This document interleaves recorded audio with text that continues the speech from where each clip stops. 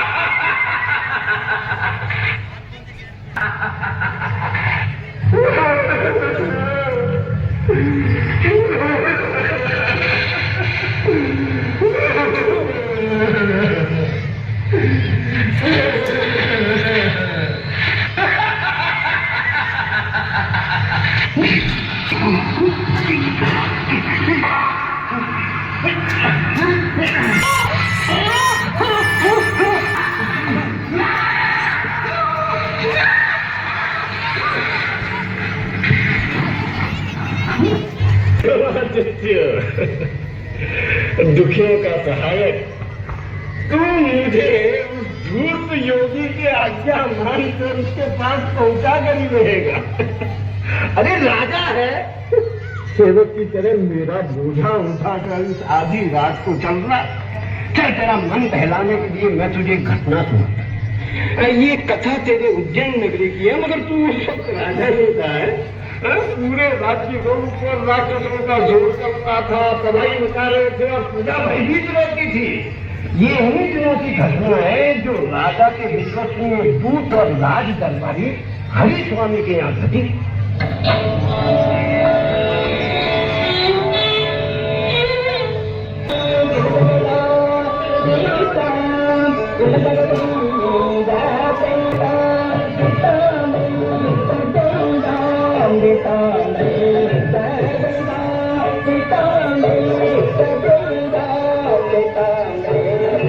नृत्य करना आरंभ करते थे, मेरा ध्यान रख जाता है। मैं क्या इसलिए नाचती हूँ कि तुम आज करने बैठे हो? और नहीं तो क्या। जिस तरह सोमप्रभा पूरी तरह मन लगाकर अपना नृत्य सीखती है, उसी तरह तुम भी पूरा मन लगाकर अपना पुस्तक पढ़ा करो, ध्यान नहीं बटेगा। और कितनी कलाएं सीखोगी सोमप्रभा को। चित्र बनाने लगे, संगीत सीखा, नृत्य करने लगे, और कितनी कलाएं रहेगी तुम्हें सीखने के लिए। रोटी बनाने की कहा, जब भी रोटियां बनाती है ना, इसकी बनाई सारी रोटियां कच्ची रह जाती हैं। तुझे क्या समझ, कच्ची क्या पक्की क्या, तुझे जो मिल जाती है तो ही सोच लेता है। हम जानते हैं, हमारी चिंता तो यह है कि तुझ जैसी गुणवत्ता और कलाकार विद्या के लिए अच्छा वर कहाँ से खोज करवाएंगे। अच्छा बता, तुझे कैसा वर पसंद है? जो आपको पसंद है। मैं बताता हूँ उसे कैसा दूल्हा चाहिए। दूर चुप रहे, जब तुझसे तेरी दुल्हन के बारे में पूछे तो जवाब देना। बोल बेटी। उठा यार, चुपचाप पूछ रहे हैं। बोल। जिसमें कोई गुण हो, कोई कला हो। जैसे? जैसे विद्वान हो, शिल्पकार हो।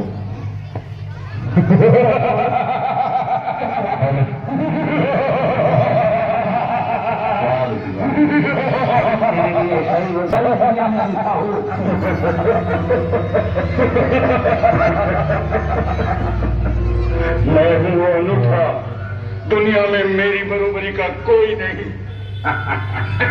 सोमप्रभा को मैं ले जाऊंगा।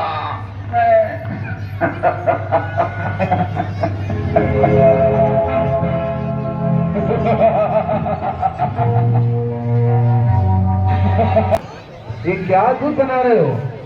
मैं ये वायु रथ बना रहा हूँ। अरे ये तो अति सुंदर है। ये आकाश में उड़ता है। अरे वाह, मुझे भी अपनी कन्या के लिए ऐसे ही वर की जरूरत थी जो इसे अद्भुत रथ बना सके। क्या तुम मेरी बेटी से विवाह करोगे? हाँ करूँगा। तो दशहरे पे तुम हमारे घर आना। आओ, ठीक है, आओ।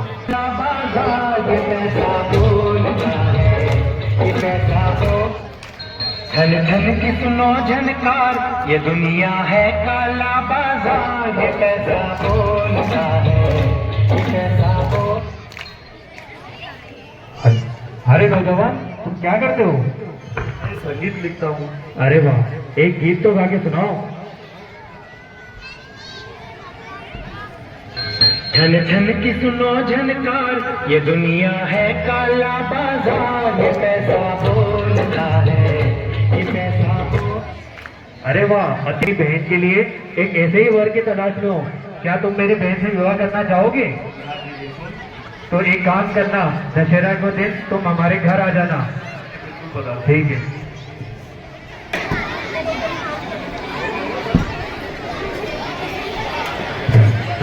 अरे ये भी बहुत नालायक ने मेरे को परेशान कर रखा है। अरे डमरू, ये क्या हो गया तेरे को पाँव में? गिर गया। अरे तेरे को शादी करनी है कि नहीं करनी है? करनी है ना। मेरा हो गया, मेरे ऊपर ध्यान ही नहीं दे रहे हो। अरे तेरे ध्यान के चक्कर में तो भैया घूम घूम के जंगल जंगल घूम के आऊं। एक सूर्य प्रभा करके लड़की है गांव में, उससे तेरी शादी करवा दूंगा। ठीक है। मैंने तेरे लिए राजकमल भेंट भी करवा दिए और सिंधु भवन भी बुक करवा दिया है और जय जगत वालों को सबको बोल भी दिया है। शादी करेगा ना? हाँ। वहां जाके गड़बड़ तो नहीं करेगा कुछ? नहीं। माँ मालूम होगा भी मेरे को भूख लगी है, भूख लगी है। नहीं। ये देख, खा खा के तेरी पूंछ बाहर आ गई है। पिताजी भूख लगी है। अबे फिर तेरे को भूख लगी है, तू दिन भर खा खा खा के ये फूले जा रही है। चल जल्दी कर, तेरे को चलना गाँव में। चलो पिताजी। चलो चलो। सोन प्रभा के वहां पे जाके कुछ ऐसा मुंह से गड़बड़ गड़बड़ मत करना, तुम क्या बैठे रहना। ठीक है पिताजी। चलो।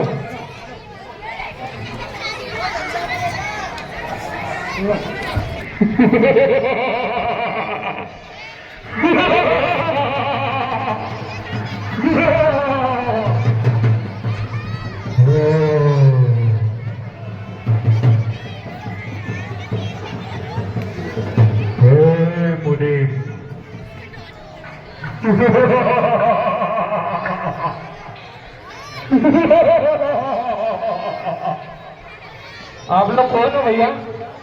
तुम कौन हो? मैं तो मेरे छोरे की शादी करना है। किससे शादी करानी है? सोम प्रभा से। सोम प्रभा मेरी है।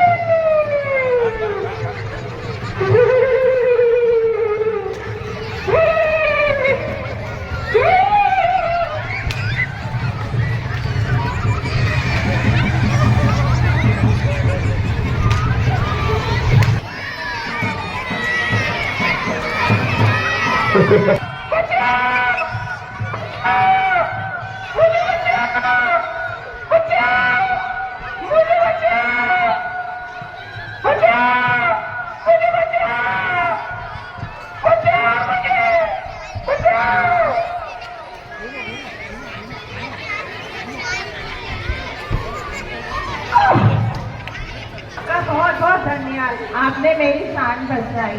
शुक्रिया माँ जी। बेटा आपका नाम क्या है? मेरा नाम वीर सिंह है। अच्छा, आप क्या करते हो? मैं पहलवानी करता हूँ। अच्छा, आप कौन से गांव में रहते हो? मैं राजगढ़ गांव में रहता हूँ। मुझे मेरी बेटी के लिए ऐसे ही वर की तलाश है। क्या आप मेरी बेटी से विवाह करोगे? जी माँ जी। अच्छा, तो फिर ठीक है, आप दशहरे वाले दिन मेरे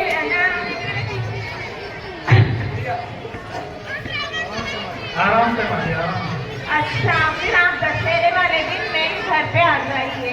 जी माँ जी, जरूर। ठीक है।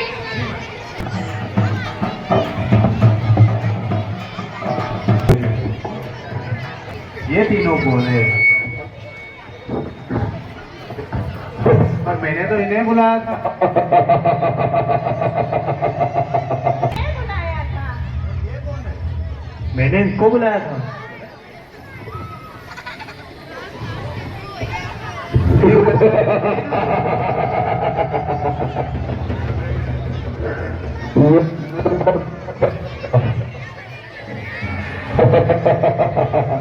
मैंने तुमको कहा था उर्दू यदि शादी करोगे तो मैं उसको उठा के ले जाऊंगा।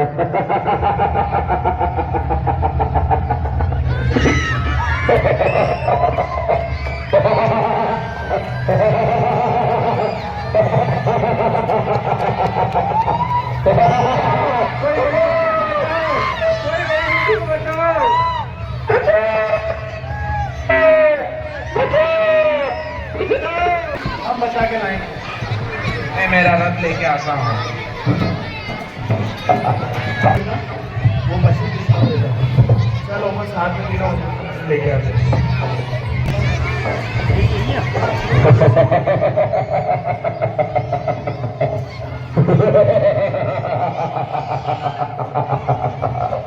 ये मेरा इलाका है, यहाँ कोई भी दुख नहीं।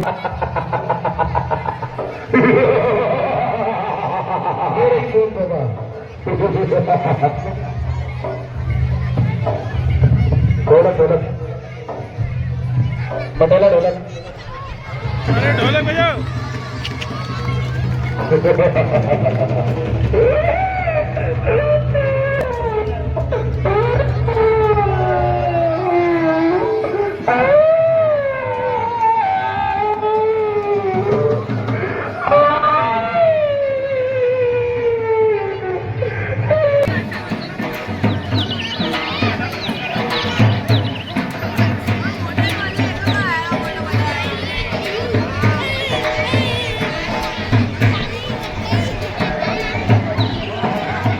माँ जी, हम आपकी बेटी को ले आए।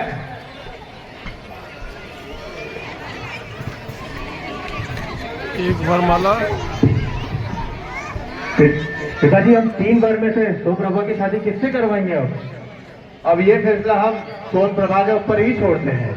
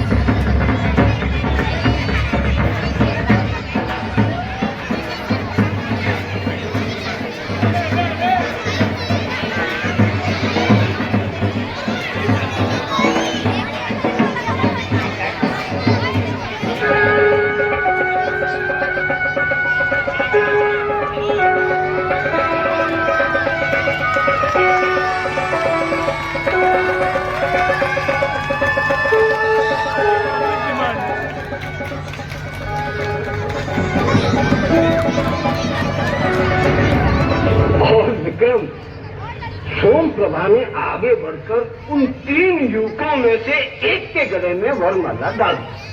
अब बता,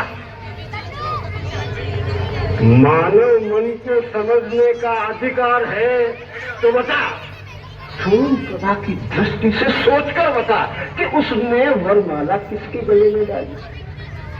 वो कौन सौभाग्यशाली था जो सोमप्रभा का पति बना? उस सुंदरी ने किसको अपना वर माना?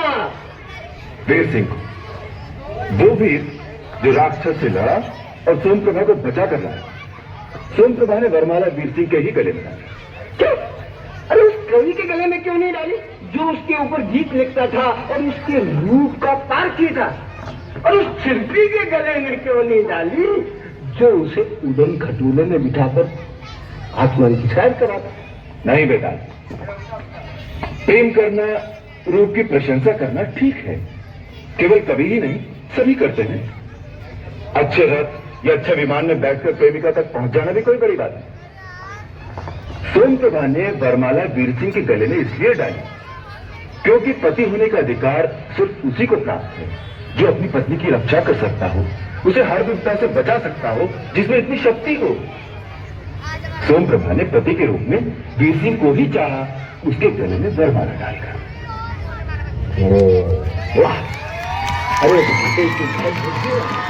अरे इस बार भी तुमने ठीक उत्तर दिया। मेरे भूल कर गया, अरे भूल कर गया तो भूल, मैं तो ये चला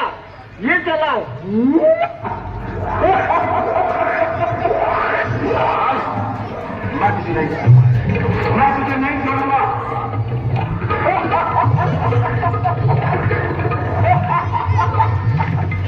विक्रम, आजा, मेरा पीछा छोड़ दे।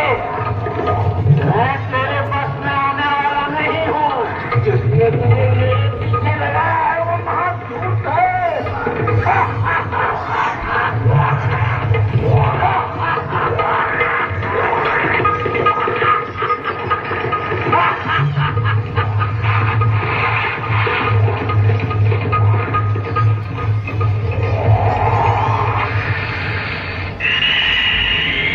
विक्रम, विक्रम, विक्रम, विक्रम, विक्रम।